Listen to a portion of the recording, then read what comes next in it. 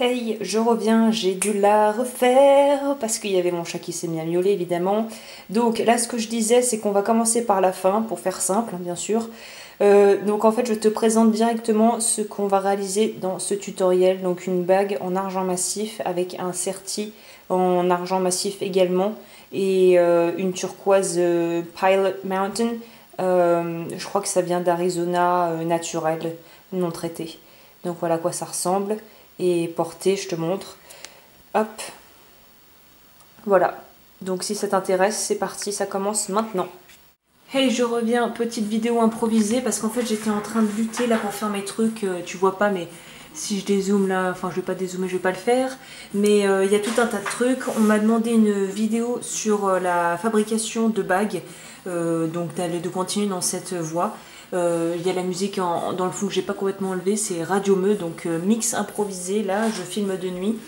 Donc voilà, bon bah je disais que je le ferais peut-être pas souvent ou que je voulais plus le faire, mais oui je sais plus ce que j'ai dit la dernière fois, mais bon voilà, là on est parti donc on va le faire. Donc musique pas vraiment de moi, donc si tu n'aimes pas le funk, va-t'en de là. Et donc là en fait j'ai voulu faire notamment une vidéo parce que là j'ai fait une variante, donc j'ai les doigts déjà explosés hein, évidemment. Parce qu'en fait je me suis dit bon vas-y on va se tenter. J'ai commandé une plaque en argent, donc en argent massif 0,30 mm, je sais pas si tu vois l'écriture, donc sur Cookson. Et en fait parce que je voulais une alternative à l'argent fin en fait, aux bandes d'argent fin que j'ai présenté dans les précédentes vidéos. Donc là en fait niveau épaisseur c'est comme l'argent fin qui est disponible, les bandes d'argent fin qui sont disponibles sur Cookson, sauf que moi je n'aime pas ces bandes parce qu'elles sont beaucoup trop fines. Ça fait des sertis qui tiennent, enfin après ce n'est que mon humble avis. Si tu commences je te recommande parce que ça sera très malléable et bien pour commencer, mais à partir d'un moment où tu verras que tu vois les limites de ce truc et je pense que tu voudras passer à quelque chose d'un peu plus épais, je recommande pour les bandes d'argent fin de prendre du 0,40 mm minimum. L'argent fin est plus malléable parce que c'est de l'argent pur à 99% je crois, ou un peu moins. L'argent massif c'est de l'argent 950, donc il y aura aussi, c'est un alliage en fait. Donc là je vais tester, on va voir, j'ai une turquoise, je vais faire un essai pour un autre truc dont je parlerai sûrement plus tard. Donc là ce que j'ai fait c'est que j'ai voulu essayer l'alternative qui m'a paru la plus à ma portée, c'était de prendre de l'argent massif à la place de l'argent fin, donc en 0,30 mm. Donc niveau épaisseur c'est très fin et on va voir comment on s'en sort au niveau de la mise en forme, parce que déjà ça arrive que niveau hauteur, le minimum de la largeur entre guillemets pour commander à la coupe c'est 1 cm, donc tu te doutes bien qu'avec mon cabochon ça va pas du tout. Donc là j'ai commencé, j'ai pas enlevé le film bleu mais je vais l'enlever hein. Donc là ce que je vais faire c'est que j'ai fait comme d'habitude à la main, c'est un petit peu plus difficile déjà, je me rends compte niveau manipulation que l'argent fin du coup évidemment. Là je vais mettre mon marquage en se laissant un peu de rab au cas où c'est pas voilà, au cas où ça le fait pas. Donc je marque le métal. Je pense que le problème c'est que ça va être trop petit pour vraiment que je puisse couper ça avec mon beau fil facilement, donc je vais utiliser ma pince coupante qui est un peu merdique mais qui jusqu'à présent a bien servi quand même. Donc on va voir ce que ça donne, je vais le faire en direct comme ça, si c'est une idée foireuse tu ne la feras pas. À part si tu as une bonne pince une bonne tenaille. Donc là j'ai fait ma découpe. Donc est-ce que mon truc va couper du 0. Oh facile. Ok, bon bah ça va. Donc là on va utiliser ma pince plate pour essayer de reformer ça correctement.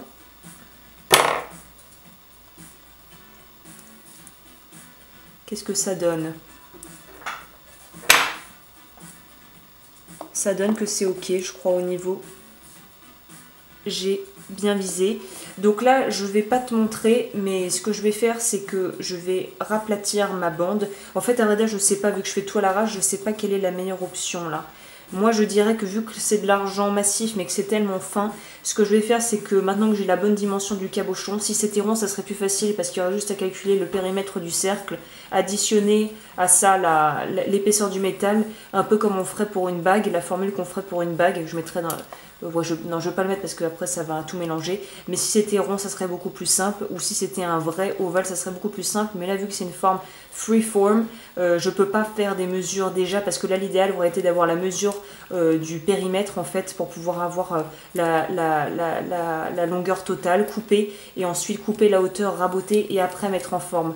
Là, je peux pas faire ça. Donc, ce que je vais faire, c'est que maintenant que j'ai le bon périmètre, je vais tout raplatir à plat avec mon maillet jaune. Je vais prendre la hauteur que je veux, découper avec ma pince coupante la hauteur pour avoir quelque chose de propre. Et ensuite, je reviens avec la suite du programme. Je pense même d'ailleurs que je vais zapper l'étape soudure parce que bon, bah, pour ceux qui arriveraient sur cette vidéo, je te mettrai dans la description un lien pour faire des soudures, le plus récent en date. Et donc, et pour ceux qui savent déjà faire, voilà ce que je te dis le programme. Donc là, je récapitule, je raplatis ma bande d'argent massif, je calcule la hauteur que je veux pour pouvoir découper ça avec ma pince coupante, ma tenaille pour avoir une hauteur propre qui soit à la hauteur du cabochon. Je soude mon cab et puis je reviens pour la suite du programme. Voilà. Ok, j'ai fait ce que j'ai pu au niveau du plan, du gros plan. J'espère que ça sera assez parlant à l'image. Donc là, j'ai mis mes paillons. Je me rends compte qu'avec le Firescoff, la problématique n'est pas la même. Parce qu'en fait, on sait que les paillons ne vont pas partir dans tous les sens. Mais du coup, il faut arriver à les poser bien, à les positionner. C'est un côté un petit peu moins collant. Et c'est différent du collabore quand même. La façon de faire est différente. Donc voilà, après avoir pchité, j'ai mis les paillons. Voilà, les paillons sont en place et on va pouvoir commencer à chauffer ça tranquillement. J'ai utilisé aussi, là j'ai changé pour mon truc fait à la main, voilà, de récup pour pouvoir tourner ça plus facilement.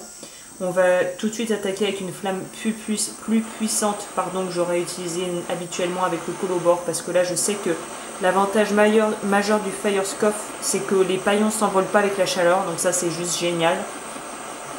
Et j'ai pas précisé non plus que la bande, j'ai mis la partie que j'ai coupée en haut parce que c'est la partie la moins régulière et j'ai utilisé la base qui est déjà très plane du dessous, la partie inférieure, pour que ça adhère super bien au métal en fait. Donc là j'ai pris le truc tournant, mais en fait pour te montrer ça va pas du tout être bien si je bouge, donc on va rester comme ça. On va pouvoir commencer gentiment à chauffer et l'idéal en fait ça serait même de chauffer par le dessus. Ah bah tiens, à vrai dire c'est vrai que j'en parle tout le temps, chauffer par le dessous mais je ne monte jamais, donc je vais te montrer.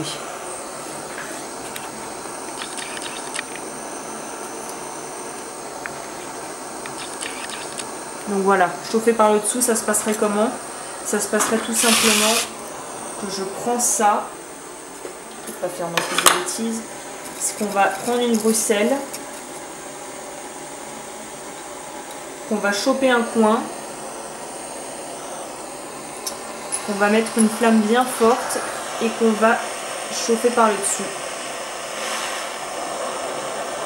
En restant à une distance quand même assez importante, il faut que ça soit vraiment à un juste dosage pour pas marquer le métal et mettre du noir en dessous et que ça puisse chauffer.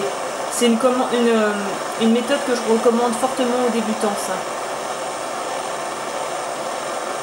Et une fois que tu vois que ça a bien pris, que c'est devenu rouge cerise, on repasse au-dessus, on vérifie bien que tout a été fait. Et là c'est super. Là je tiens ça, je pourrais le poser mais c'est pour le zoom, si je fais un zoom, voilà. Là je suis très contente. Les soudures sont très propres avec ce truc, c'est vraiment incroyable. Donc là si je devais faire un zoom pour te montrer en plus gros plan ce que ça donne. J'espère que ça va bien choper tout à la caméra parce que je me suis un petit peu enflammée. Sans mauvais jeu de mots, mais parce que j'ai voulu tout tenir, bon bref. Donc normalement moi j'aurais pris mon truc à roulette pépérou, mais je pouvais pas sinon t'aurais pas bien vu ce qui se passe. Je fais pas la technique du dessous parce que pour là j'aurais pu me permettre de le faire par le chauffage au-dessus en chauffant au-dessus. Mais pour ceux qui débutent, je recommanderais vivement la technique de chauffer par le dessous. Et là je vais mettre ça dans l'eau froide.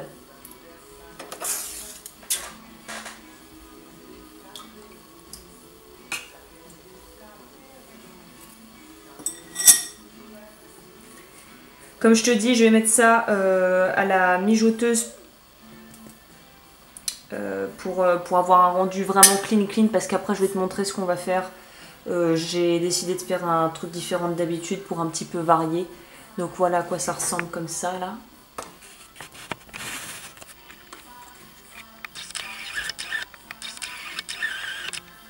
Donc voilà à peu près. Donc moi je vais nettoyer ça rapidos. Je vais m'occuper aussi de faire la découpe que je te montrerai pas à l'écran parce que je trouve que ça c'est un peu inutile. Et ensuite je reviens pour la partie finale où je vais ajouter le corps de bague en faisant une méthode différente de d'habitude. Donc là je nettoie, récapitulatif, je nettoie, je coupe le plus proprement possible à la bordure.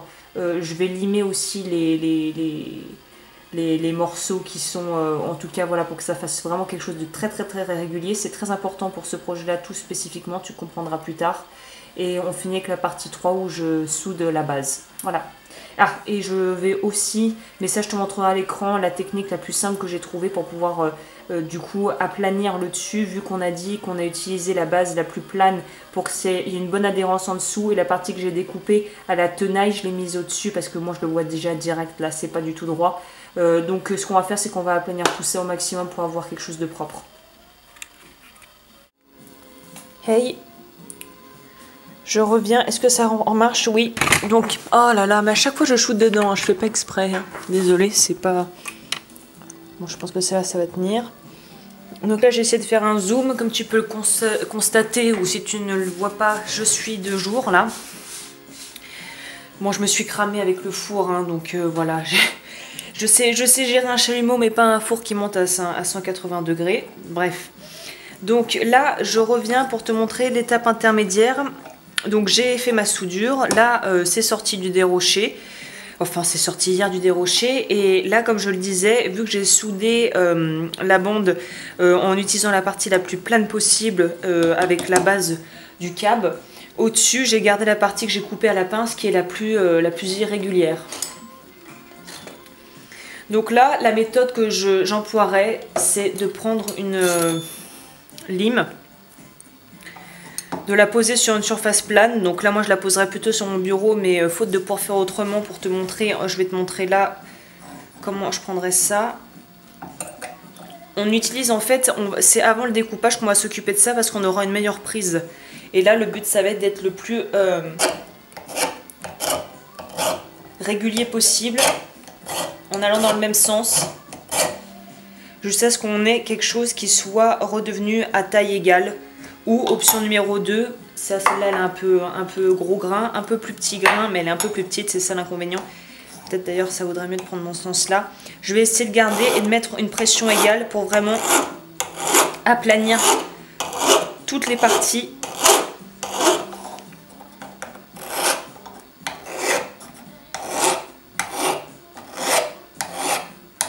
Jusqu'à l'obtention de quelque chose qui me paraisse assez droit, plane et nickel, parce que c'est ça qui va apporter le plus les contours quand on va passer au sertissage en fait. Plus c'est propre et bien fait, plus les finitions seront belles.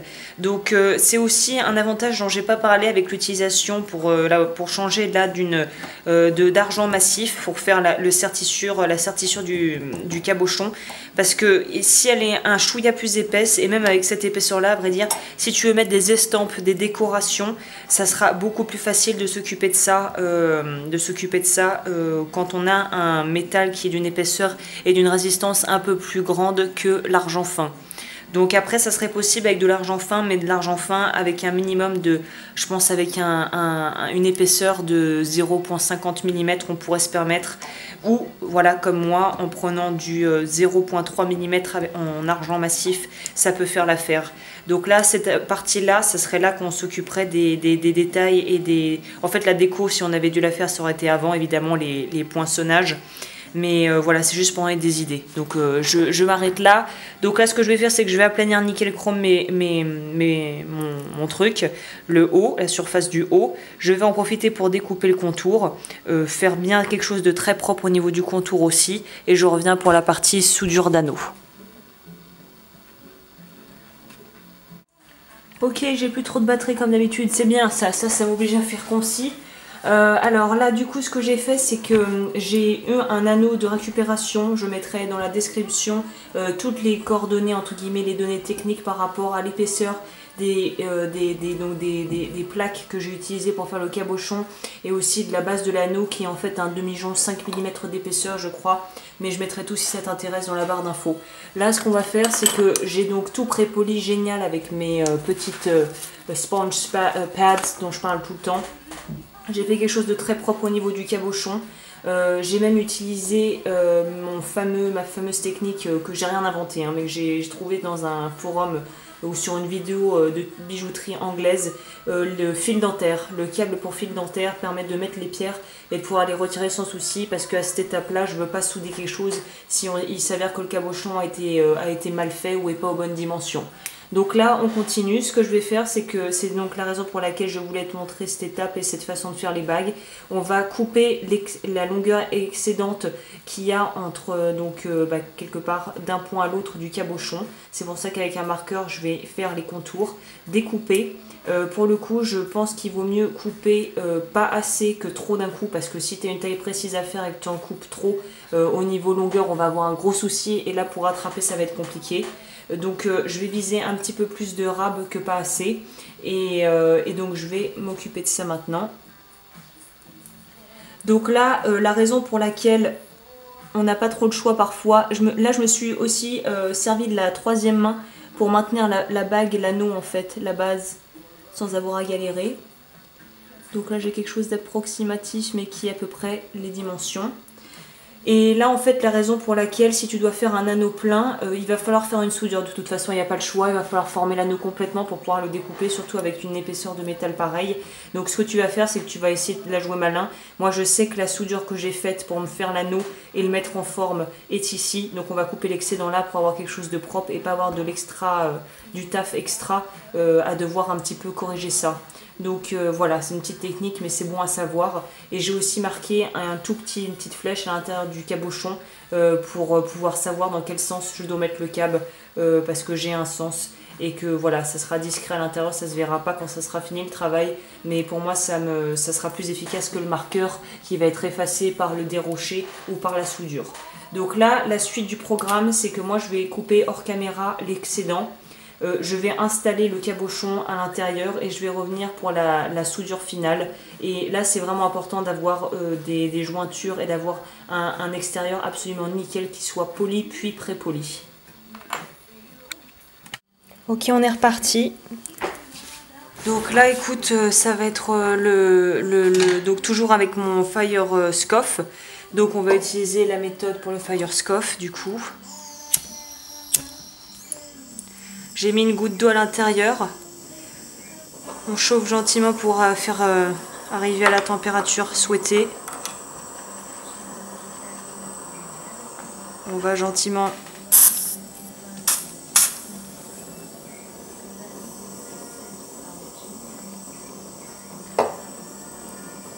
donc là évidemment je t'ai pas montré hors caméra le temps que j'ai dû passer pour raboter les bouts en utilisant pour le coup j'ai dû utiliser une meulette un peu particulière. Bon, il faut que je trouve un système pour pouvoir utiliser. En fait ce qu'il faudrait faire c'est mettre un peu de, tout simplement peut-être pulvériser du Fireflux sur ça pour que ça puisse agripper mes paillons en fait. Donc là j'ai pris du Easy, j'aurais pu prendre du Medium mais j'ai voulu pas me prendre la tête. Bon ça, alors c'était une mauvaise idée hein, de pchiter avec du Fire Scoff, je pense que de l'eau fera l'affaire.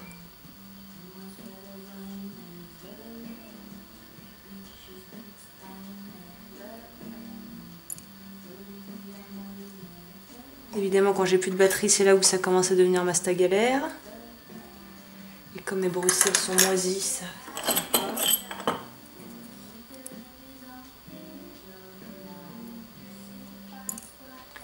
Ok, bon écoute, je pense que je vais revenir quand ça sera posé, parce que là ça s'avère plus compliqué. Ah non, c'est bon. Ouais, le seul désavantage, je dirais, du Firescoff, là, c'est que c'est moins collant que le Colobor. Donc ça tient moins bien, même quand la pièce est chauffée, en fait.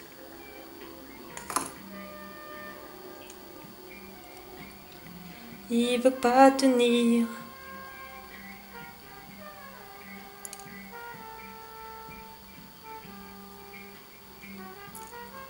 Donc en fait, ce que tu gagnes avec les paillons qui s'envolent pas partout, tu le perds en essayant de les mettre bien.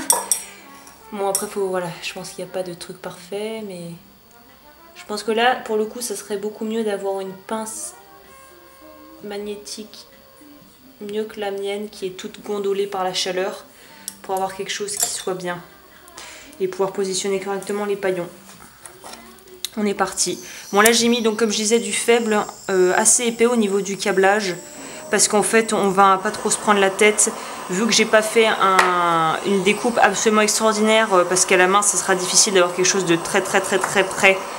Moi j'ai essayé de faire au plus près de la forme du cabochon. Donc là on va attaquer la chauffe.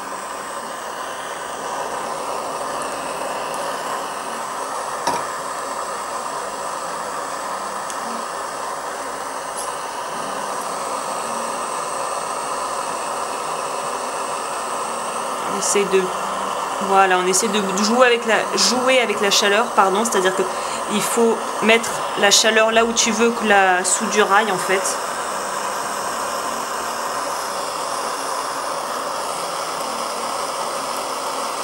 Oh, c'est parfait, hein. Je suis toujours surprise par la rapidité à laquelle ça prend, par contre. C'est un truc de malade. Donc là on est bon. La pince qui servait à rien, on l'enlève. Ouais, il faut que je m'achète une Bruxelles. Nickel, ça a pris partout, c'est superbe. Je pense que pour me mettre un petit coup de sécurité, je vais aussi rechauffer un peu et rajouter un chouïa de soudure de ce côté-là, parce qu'il n'y en a pas eu assez par rapport à ce côté-là. Mais le résultat est plus que convaincant, comme d'habitude avec ce truc.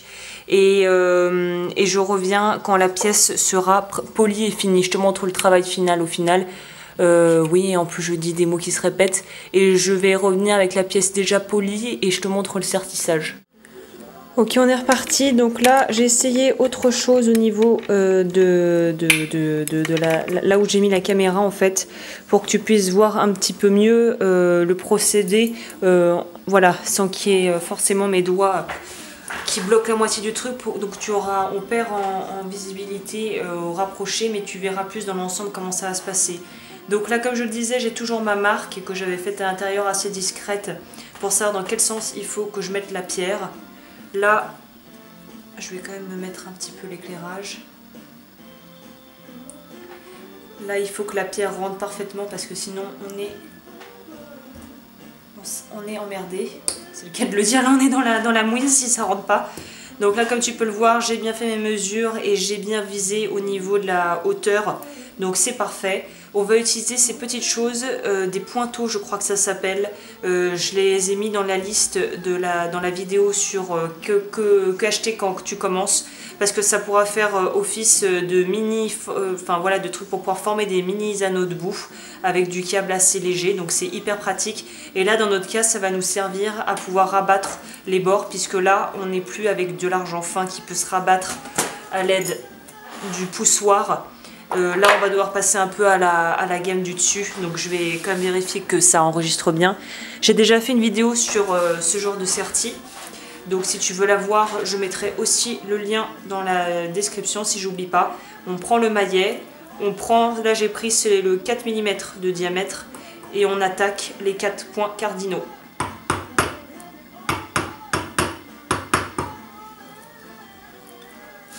Et là il faut que je le mette plus haut, parce que là il faut y aller mollo, surtout pour ceux qui débutent. Si tu veux essayer cette technique, pas de problème, mais fais quand même bien attention quelle pierre tu veux utiliser, parce que plus la pierre sera fragile, plus ça sera délicat de faire comme ça, hein. Donc pour savoir quelle est la dureté de la pierre, on se réfère à l'échelle de Mohs, M-O-H-S. Ça va de 1 à 7 ou 1 à 10, je crois, plutôt. Donc une fois que j'ai fait les 1, 2, 3, 4, nord, sud, est, ouest, on attaque les diagonales.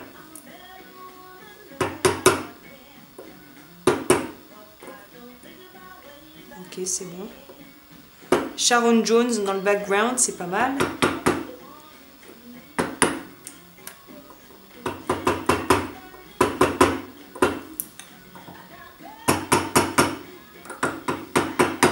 Et après, c'est un petit jeu de patience où il faut que la pierre rentre bien, soit bien tenue partout. Gérer la force, parce que comme je dis, on ne veut pas éclater la pierre. Pour le coup, les turquoises, je suis pas une experte, mais je commence à m'intéresser au sujet un peu plus intensivement, on va dire. Et les turquoises de bonne qualité sont censées avoir une dureté bien supérieure aux trucs, aux alternatives cheapos du marché. Donc c'est pour ça que je me suis tentée.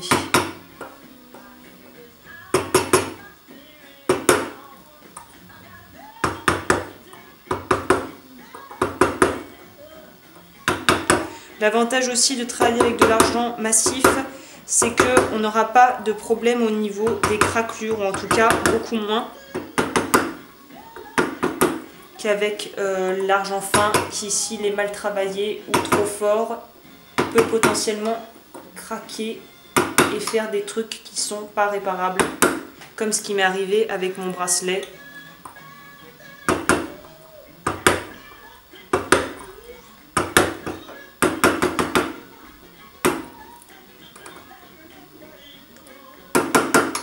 Et là, le truc aussi, c'est que les... j'en parlais aussi des moteurs suspendus. Il y a des moteurs suspendus qui viennent avec un petit accessoire, notamment la takedown, qui permet de faire ça, mais en mode accéléré avec une machine en fait. C'est ça l'accessoire terrible que je voudrais prendre si je prenais la takedown.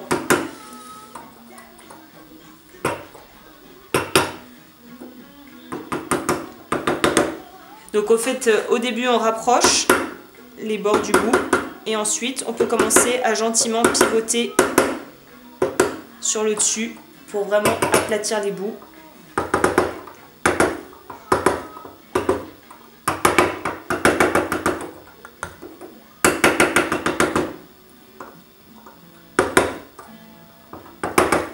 C'est là où il faut bien gérer parce qu'on ne veut pas toucher la pierre, hein, du coup. J'espère que ça enregistre toujours. Oh, j'ai de la moule. Bon, j'enlève la lumière, mais j'étais obligée, sinon si je vois pas ce que je fais, problème.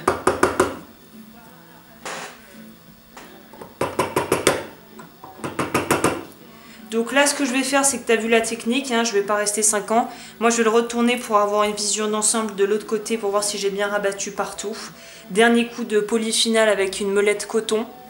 En évitant évidemment de toucher la pierre. Si tu as trop peur de toucher la pierre, notamment avec l'ambre, l'ambre est une résine et pas une pierre. Je dis ça parce que j'ai fracassé, j'ai massacré un cabochon comme ça quand j'ai débuté. Donc si tu as vraiment peur de faire quelque chose de pas bien au niveau du polyfinal, tu vas mettre un petit bout de scotch, notamment le scotch qu'on utilise pour refaire les plinthes, là, le truc un petit peu papier cartonneux.